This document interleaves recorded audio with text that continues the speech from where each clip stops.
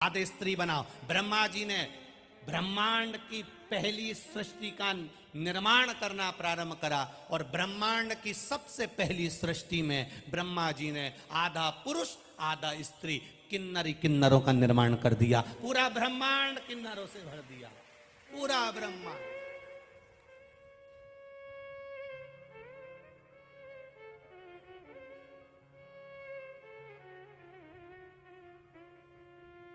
अपन सबको इन किन्नरों को धन्यवाद देना चाहिए, इनकी भूमि पर अपन रह रहा है।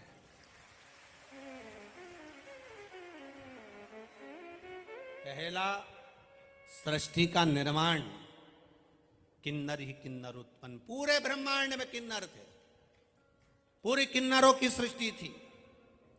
जब किन्नरों की सृष्टि का निर्माण हो गया, भगवान विष्णु और भगवान शिव महादेव दोनों आराम से भ्रमण करते करते मृत्यु लोक में आ गए। और मृत्यु लोक में आकर जो देखा तो नारायण तो ठहाका लगाकर हंस दिए, भगवान विष्णु को हंसी आ गई। हमारा शिव महापुराण की कथा कहती है, कभी बहुत मोटा व्यक्ति है उसको देखकर भी नहीं हंसना, कोई बहुत दुर्बल व्यक्ति है उसको देखकर भी नहीं हंसना। शिव महापुराण की कथा कहती है, कोई रोगीला व्यक्ति है उसको देखकर भी नहीं हंसना, कोई बहुत विकलांग है उसको देखकर भी नहीं हंसना, कोई अपनी वाणी से विहीन है उसको देखकर भी नहीं हंसना, और कभी मार्ग में किन्नर भी नजर आ जाएं तो उनको देखकर नहीं हंसना। ये शिव महापुराण की कथा कहती है, ये शिव तत्व की कथा कहती है। भगवान विष्णु ने जो किन्नरों को देखा, देखकर भगवान विष्णु ठहाका लगा दिए, हंस दिए।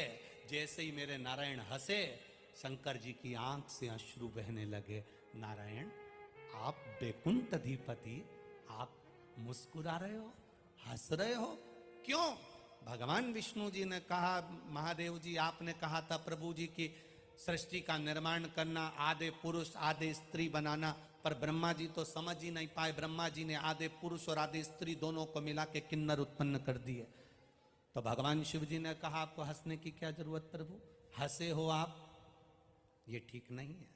जो किसी विकलांग पर हंसता है, मरने से पहले उसको उसी के जैसा होना पड़ता है।